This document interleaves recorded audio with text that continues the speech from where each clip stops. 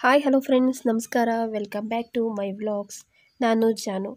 ಹೇಗಿದ್ದೀರಾ ಎಲ್ಲರೂ? ಆರಾಮಲ್ವಾ? ನಾನು ಕೂಡ ಚೆನ್ನಾಗಿದ್ದೀನಿ.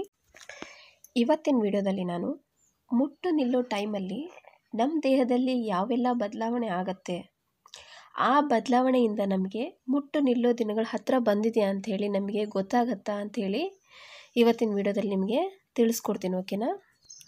ವಿಡಿಯೋನ ಸ್ಟಾರ್ಟ್ ಮಾಡೋಕ್ಕಿಂತ ಮುಂಚೆ ನೀವೇನಾದರೂ ಫಸ್ಟ್ ಟೈಮ್ ನನ್ನ ವೀಡಿಯೋಸ್ನೆಲ್ಲ ನೀವು ನೋಡ್ತಾ ಇದ್ದರೆ ಪ್ಲೀಸ್ ನನ್ನ ಚಾನಲ್ಗೆ ಸಬ್ಸ್ಕ್ರೈಬ್ ಆಗೋದನ್ನು ಮರಿಬೇಡಿ. ಓಕೆನಾ? ಹಾಗೆ ಒಂದು ಲೈಕ್ ಕೂಡ ಕೊಡಿ. ಸಾಮಾನ್ಯವಾಗಿ ನಮಗೆ 13ರಿಂದ 14ನೇ ವಯಸ್ಸಲ್ಲಿ ನಮ್ಮ ಋತುಚಕ್ರ ಅನ್ನೋದು ಶುರುವಾಗತ್ತೆ. ಆದರೆ ಈಗಿನ ಪರಿಸರದಲ್ಲಿ ಸಣ್ಣ ಸಣ್ಣ ಹೆಣ್ಮಕ್ಳೇ ಪೀರಿಯಡ್ಸ್ ಆಗ್ತಾಯಿದ್ದಾರೆ. ಅಂದರೆ 3ನೇ ತರಗತಿ ಇರಬೇಕಾದ್ರೆ, 2ನೇ ತರಗತಿ ಇರಬೇಕಾದ್ರೆ, ಅಂದರೆ 10ನೇ ವಯಸ್ಸಿಗೆ, 9ನೇ ವಯಸ್ಸಿಗೆ ಪೀರಿಯಡ್ಸ್ ಆಗ್ತಾಯಿದ್ದಾರೆ. ಯಾಕಂದರೆ ಈಗಿನ ಫುಡ್ ಆಗಿರ್ಬೋದು ಅಥವಾ ಹಾರ್ಮೋನ್ ಇಂಬ್ಯಾಲೆನ್ಸ್ಮೆಂಟ್ ಆಗಿರ್ಬೋದು, ಇದರಿಂದ ಮಕ್ಕಳು ಬೇಗ ಋತುಮತಿ ಆಗ್ತಾಯಿದ್ದಾರೆ. ಹಾಗೆಯೇ 40ರಿಂದ 50ನೇ ವರ್ಷದ ಅವಧಿಯಲ್ಲಿ ಪ್ರತಿ ಹೆಣ್ಣಿನಲ್ಲೂ ಕಾಣಿಸ್ಕೊಳ್ಳುವಂತಹ ಋತುಬಂಧ ಸಮಸ್ಯೆ ಏನಿದೆಯಲ್ಲ, ಅದು ಆ್ಯಕ್ಚುಲಿ ಸಮಸ್ಯೆ ಅಲ್ಲ. ಓಕೆನಾ? ಅದು ಪ್ರತಿ ಹೆಣ್ಮಕ್ಳು ದೇಹದಲ್ಲಿ ಆಗುವಂತಹ ಬದಲಾವಣೆ. ಓಕೆನಾ? ಈಗ ಒಂದು ಹೆಣ್ಮಗು ಹುಟ್ಟಿದೆ ಅಂದರೆ ಅದು ಋತುಮತಿ ಆಗಲೇಬೇಕು. ಹಾಗೆಯೇ ಋತುಮತಿ ಆಗಿರುವಂಥ ಹೆಣ್ಣು ಒಂದು ಗರ್ಭಿಣಿ ಕೂಡ ಆಗಲೇಬೇಕು. ಗರ್ಭಿಣಿ ಆಗಿರುವಂಥ ಹೆಣ್ಣು ಋತುಬಂಧಕ್ಕೆ ಒಳಗಾಗಲೇಬೇಕು. ಓಕೆನಾ? ಇದು ಬಂದುಬಿಟ್ಟು ಋತುಬಂಧ ಅನ್ನೋದು 40ರಿಂದ 50. ಓಕೆನಾ? ಹೆಚ್ಚಂದರೆ 54, 55, 56 ವರ್ಷದ ತನಕ ಆಗತ್ತೆ, ಕಾಣಿಸ್ಕೊಳತ್ತೆ. ಇದೇ ಇಯರಲ್ಲಿ ಆಗತ್ತೆ ಅಂತೇಳಿ ಪರ್ಟಿಕ್ಯುಲರಾಗಿ ಹೇಳೋದಕ್ಕಾಗೋದಿಲ್ಲ. ಓಕೆನಾ? ಇವಾಗ ಋತುಬಂಧದ ಟೈಮಲ್ಲಿ ಯಾವ ಥರ ಆರೋಗ್ಯದ ಕಾಳಜಿ ನಾವು ಹೇಗೆ ತಗೋಬೇಕು? ವಯಸ್ಸಾದಂತೆ ಅನಾರೋಗ್ಯ ಸಮಸ್ಯೆಗಳು ಕಾಡೋದು ಸಹಜ. ಅದರಲ್ಲೂ ಹೆಣ್ಮಕ್ಳಿಗಂತೂ ಪೀರಿಯಡ್ಸ್ ಅನ್ನೋದು ಒಂಥರ ಒಬ್ಬೊಬ್ಬರಿಗೆ ಸಹಜ ಆಗಿದ್ದರೆ, ಇನ್ನು ಕೆಲವೊಬ್ಬರಿಗೆ ಅದು ಕೂಡ ಒಂಥರ ಅನಾರೋಗ್ಯ ಸಮಸ್ಯೆ ಕೂಡ ಆಗಿರುತ್ತೆ. ಓಕೆನಾ? ಅದರಲ್ಲೂ ಮಹಿಳೆಯರಲ್ಲಿ ದೇಹದಲ್ಲಿ ಆಗುವಂತಹ ಬದಲಾವಣೆಯಿಂದ ಅನಾರೋಗ್ಯ ಉಂಟಾಗುತ್ತೆ. ಮಹಿಳೆಯರ ದೇಹದಲ್ಲಿ ನೈಸರ್ಗಿಕವಾಗಿ ಆಗುವಂತಹ ಬದಲಾವಣೆಯಲ್ಲಿ ಋತುಬಂಧ ಕೂಡ ಒಂದಾಗಿರುತ್ತೆ. ಋತುಬಂಧ ಅಂದರೆ ನಮ್ಮ ಪೀರಿಯಡ್ಸ್ ಸ್ಟಾಪ್ ಆಗೋದು ಅಂಥೇಳಿ. ಓಕೆನಾ? ಪ್ರತಿ ಮಹಿಳೆಯರ ದೇಹದಲ್ಲಿ ಮುಟ್ಟು ನಿಲ್ಲುವ ದಿನಗಳು ಸಹಜವಾಗಿದ್ದರೂ ಕೂಡ ಆ ದಿನಗಳಲ್ಲಿ ಅನೇಕ ರೀತಿಯ ಏರುಪೇರುಗಳನ್ನು ಆ ಮಹಿಳೆ ಎದುರಿಸಬೇಕಾಗತ್ತೆ. ಓಕೆನಾ? ನಮಗೆ ಪೀರಿಯಡ್ಸ್ ಒಂದೇ ತಿಂಗಳು ಸ್ಟಾಪ್ ಆಗೋದಿಲ್ಲ. ಓಕೆನಾ? ಫಸ್ಟಿಗೆ ಏನಾಗುತ್ತಂದರೆ ಕೆಲವೊಂದು ಮಹಿಳೆಗೆ 15 ದಿನಕ್ಕೊಂದ್ಸಲ ಪೀರಿಯಡ್ಸ್ ಆದರೆ, ಇನ್ನು ಕೆಲವೊಬ್ಬರಿಗೆ 1.5 ತಿಂಗಳಿಗೊಂದ್ಸಲ ಪೀರಿಯಡ್ಸ್ ಆಗುತ್ತೆ. ಆಮೇಲೆ ಹೋಗ್ತಾ ಹೋಗ್ತಾ 3 ತಿಂಗಳಿಗಾಗುತ್ತೆ. 3 ತಿಂಗಳಿಂದ 6 ತಿಂಗಳಿಗೆ ಬರುತ್ತೆ. ಓಕೆನಾ? 6 ತಿಂಗಳಿಂದ ವರ್ಷಕ್ಕೊಂದ್ಸಲ. ಓಕೆನಾ? ಒಂದು ವರ್ಷದಲ್ಲಿ ಒಂದು ಸರ್ತಿನೂ ನೀವು ಪೀರಿಯಡ್ ಆಗಿಲ್ಲ ಅಂದರೆ ಅದು ನಿಮಗೆ ಪೀರಿಯಡ್ ಸ್ಟಾಪ್ ಆಗಿದೆ ಅಂತ. ಓಕೆನಾ? ಈಗ ಪೀರಿಯಡ್ ಸ್ಟಾಪ್ ಆಗೋದು ಹೇಳಿ ಕೇಳಿ ಬರೋದಿಲ್ಲ. ಓಕೆನಾ? ಈಗ 40ರಿಂದ 50 ವರ್ಷದೊಳಗೆ ಯಾವಾಗ ಕೂಡ ಆಗ್ಬೋದು. ಕೆಲವೊಂದಿಷ್ಟು ಲಕ್ಷಣಗಳಿಂದ ನಾವು ಕಂಡುಹಿಡಿಬೋದು ನಮಗೆ ಪೀರಿಯಡ್ ಸ್ಟಾಪ್ ಆಗೋಕ್ಕೆ ಬರ್ತಾ ಇದೆ ಅಂತ. ಓಕೆನಾ? ಈಗ ಏನಾಗುತ್ತೆ ಅಂದರೆ, ನೀವು ಪೀರಿಯಡ್ ಸ್ಟಾಪ್ ಆಗೋ ಟೈಮಲ್ಲಿ ನಿಮಗೆ ಬೆನ್ನು ನೋವು ಕಾಣಿಸ್ಕೊಳತ್ತೆ. ಓಕೆನಾ? ಮತ್ತು ಕೈಕಾಲುಗಳಲ್ಲಿ ನೋವು ಕಾಣಿಸ್ಕೊಳತ್ತೆ, ಸಂಧಿಗಳಲ್ಲೂ ಕೂಡ ನೋವು ಕಾಣಿಸ್ಕೊಳತ್ತೆ. ಓಕೆನಾ? ಮತ್ತು ಚರ್ಮದ ಮೇಲೆ ಒಂಥರ ಚರ್ಮದ ಸಮಸ್ಯೆಗಳು ನಿಮಗೆ ಕಾಣಿಸ್ಕೊಳತ್ತೆ. ಲೈಕ್ ಯಾವ ಥರ ಅಂದರೆ ಬಂಗಾಗಿರ್ಬೋದು, ಇಲ್ಲ ಅಂದರೆ ಸ್ವಲ್ಪ ಡ್ರೈ ಸ್ಕಿನ್ ಆಗಿರ್ಬೋದು, ಇಲ್ಲ ಪಿಂಪಲ್ಸ್ಗಳಾಗಿರ್ಬೋದು, ಇಂಥವು ಕೂಡ ನಿಮಗೆ ಕಾಣಿಸ್ಕೊಳತ್ತೆ. ಓಕೆನಾ? ಮತ್ತೇನಾಗತ್ತೆ ಅಂದರೆ, ಒಮ್ಮೆಂದೊಮ್ಮೆ ನಿಮಗೆ ತೂಕ ಹೆಚ್ಚಿಗೆ ಆಗುತ್ತೆ. ಓಕೆನಾ? ಮೈ ಬರುತ್ತೆ ನಿಮಗೆ, ಮತ್ತು ನಿಮ್ಮ ಸ್ಕಿನ್ ಬಂದುಬಿಟ್ಟು ಡ್ರೈ ಆಗುತ್ತೆ. ಓಕೆನಾ?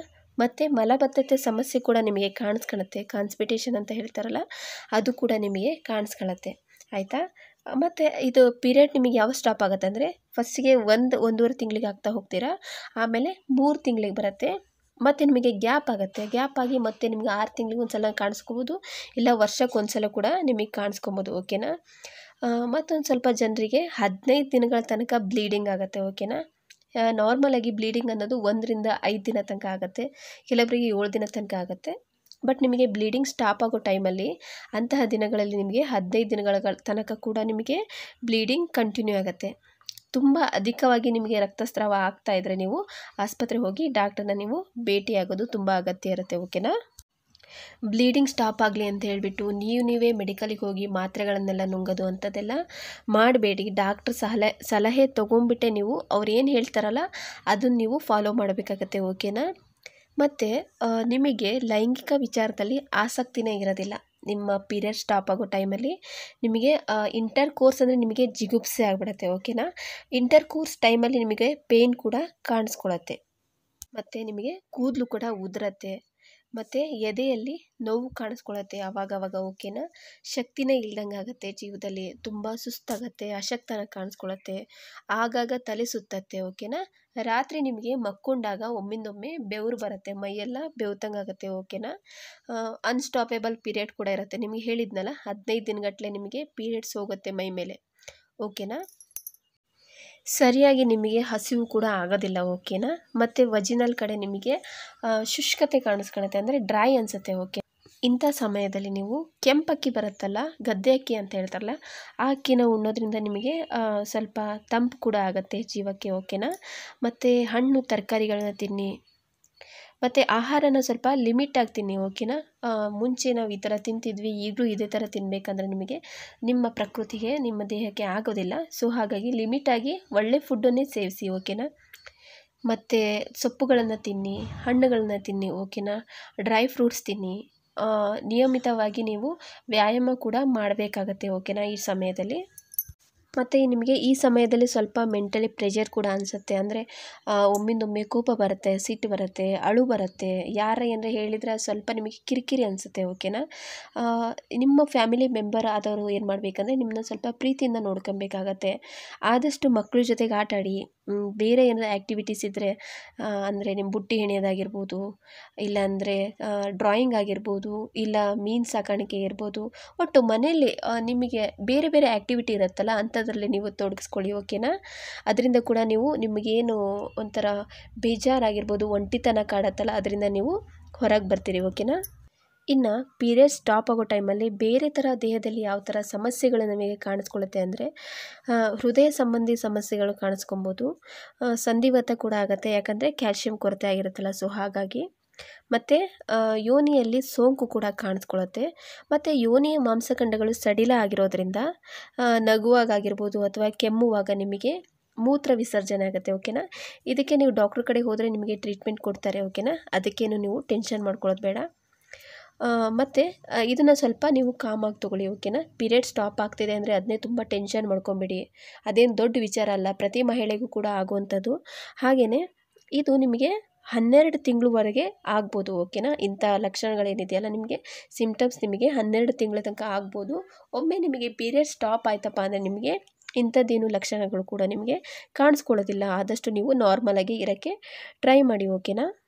ಆದಷ್ಟು ಮನೆಯಲ್ಲಿ ಮಕ್ಕಳಿದ್ರೆ ಮಕ್ಕಳ ಜೊತೆಗೆ ಆಟಾಡಿ, ಮನಸ್ಸು ಕೂಡ ಹಗುರ ಆಗುತ್ತೆ. ಮತ್ತು ಬೇರೆ ಬೇರೆ ಆ್ಯಕ್ಟಿವಿಟೀಸಲ್ಲಿ ನಿಮ್ಮನ್ನು ನೀವು ತೊಡಗಿಸ್ಕೊಳ್ಳಿ. ಓಕೆನಾ. ಅದರಿಂದ ಕೂಡ ನಿಮಗೆ ಪೀರಿಯಡ್ ಸ್ಟಾಪ್ ಆಗ್ತಾಯಿದೆ ಅನ್ನೋದು ನಿಮ್ಮ ತಲೆಯಿಂದ ಹೊರಗೆ ಬರುತ್ತೆ. ಓಕೆನಾ. ಅದಾದ್ರ ಪಾಡಿಗೆ ಬಿಟ್ಟುಬಿಡಿ. ಓಕೆನಾ. ಈಗ ನಿಮ್ಗೆ ಹೇಳಿದ್ನಲ್ಲ ನಾನು 1 ತಿಂಗಳಿಂದ 3 ತಿಂಗಳಿಗೆ, 3 ತಿಂಗಳಿಂದ 6 ತಿಂಗಳ ತನಕ ಈ ಥರ ಜಂಪಾಗಿ ನಿಮಗೆ ಪೀರಿಯಡ್ಸ್ ಅನ್ನೋದು ಸ್ಟಾಪ್ ಆಗುತ್ತೆ. ಓಕೆನಾ. ತುಂಬ ಚಿಂತೆ ಮಾಡೋಕ್ಕೆ ಹೋಗಬೇಡಿ. ತುಂಬ ಅಧಿಕವಾಗಿ ನಿಮಗೆ ಬ್ಲೀಡಿಂಗ್ ಆದರೆ ಡಾಕ್ಟ್ರ್ ಕಡೆ ಹೋಗೋದನ್ನು ಮರಿಬೇಡಿ. ಓಕೆನಾ. ಡಾಕ್ಟರ್ ಹತ್ರ ಹೋಗಿ ನಿಮಗೆ ಅವ್ರು ಹೇಳ್ತಾರಲ್ಲ, ಅವ್ರು ಹೇಳ್ದಂಗೆ ಅವ್ರು ಹೇಳಿದಂಥ ಟ್ರೀಟ್ಮೆಂಟ್ನ ನೀವು ತೊಗೊಂಡ್ರೆ ನಿಮಗೆ ಹೆಚ್ಚಿನಂಥ ಯಾವುದು ಸಮಸ್ಯೆಗಳು ನಿಮಗೆ ಕಾಣಿಸ್ಕೊಳ್ಳೋದಿಲ್ಲ. ಓಕೆನಾ. ಆದಷ್ಟು ಹಸಿ ತರಕಾರಿಗಳನ್ನು ಮತ್ತು ಡ್ರೈ ಫ್ರೂಟ್ಸ್ಗಳನ್ನ ತಿಂತಾ ಬನ್ನಿ, ಸೊಪ್ಪುಗಳನ್ನು ತಿನ್ನಿ, ವ್ಯಾಯಾಮ ಮಾಡಿ, ವಾಕಿಂಗ್ ಮಾಡಿ ದಿನ. ಓಕೆನಾ. ಮತ್ತು ಆದಷ್ಟು ನಿಮ್ಮ ಅಕ್ಕಪಕ್ಕ ಇದ್ದವ್ರ ಜೊತೆ ನೀವು ಸಮಯ ಕಳೆಯೋದು ಕೂಡ ನಿಮಗೆ ಈ ಸಮಯದಲ್ಲಿ ತುಂಬ ಒಳ್ಳೆಯದಾಗತ್ತೆ. ಓಕೆನಾ. ನಿಮಗೆ ಒಂದಿಷ್ಟು ನಾನು ಟಿಪ್ಸ್ ಕೊಟ್ಟನಲ್ಲ, ಆ ಟಿಪ್ಸನ್ನು ನೀವು ಫಾಲೋ ಮಾಡಿದ್ರಿ ಅಂದರೆ ನಿಮ್ಮ ಪೀರಿಯಡ್ ಸ್ಟಾಪ್ ಆಗೋದು ನಿಮಗೆ ಗೊತ್ತಾಗೋದು ಇಲ್ಲ. ಓಕೆನಾ. ಅದರಿಂದ ಆ ಸಮಸ್ಯೆಯಿಂದ ನೀವು ಆದಷ್ಟು ಜಲ್ದಿ ಹೊರಗೆ ಬರ್ತೀರಿ. ಓಕೆನಾ. ಇವತ್ತಿನ ವಿಡಿಯೋನ ನಾನು ಇಲ್ಲಿಗೆ ಸ್ಟಾಪ್ ಮಾಡ್ತಾಯಿದ್ದೀನಿ. ಇವತ್ತಿನ ವಿಡಿಯೋ ನಿಮಗೆಲ್ಲ ತುಂಬ ಹೆಲ್ಪ್ಫುಲ್ ಆಗಿದೆ ಅಂತ ಅಂದ್ಕೊತಾ ಇದ್ದೀನಿ. ಓಕೆನಾ. ನಾನು ಕೊಟ್ಟಿರೋ ಮಾಹಿತಿಗಳು ನಿಮಗೆಲ್ಲ ಇಷ್ಟ ಆಗಿದ್ದರೆ, ಯೂಸ್ಫುಲ್ ಆಗಿದ್ದರೆ ಪ್ಲೀಸ್ ನನ್ನ ಚಾನಲ್ಗೆ ಸಬ್ಸ್ಕ್ರೈಬ್ ಆಗೋದನ್ನು ಮರಿಬೇಡಿ. ಹಾಗೆಯೇ ನೀವು ಹೆಚ್ಚು ಲೈಕ್ಸ್ ಕೊಡೋದ್ರಿಂದ ನನಗೂ ಕೂಡ ಇದೇ ವಿಚಾರದಲ್ಲಿ ಹಾಗೂ ಇಂಥ ವಿಷಯಕ್ಕೆ ಸಂಬಂಧಪಟ್ಟ ವಿಡಿಯೋಗಳನ್ನ ಹಾಕೋದಕ್ಕೆ ನನಗೂ ಕೂಡ ಪ್ರೋತ್ಸಾಹ ಸಿಕ್ಕ ಹಾಗಾಗತ್ತೆ. ವಿಡಿಯೋ ಚೆನ್ನಾಗಿ ಬರ್ತಾ ಇದ್ದರೆ ನಿಮ್ಮ ಫ್ರೆಂಡ್ಸ್ಗಳಿಗೂ ಕೂಡ ಶೇರ್ ಮಾಡೋದನ್ನು ಮರಿಬೇಡಿ. ಓಕೆನಾ. ಯಾರಿಗೆ ಅಗತ್ಯ ಇದೆಯಲ್ಲ ಅವರಿಗೆ ಈ ವಿಡಿಯೋನ ಶೇರ್ ಮಾಡಿ. Thanks for watching my video. Thank you.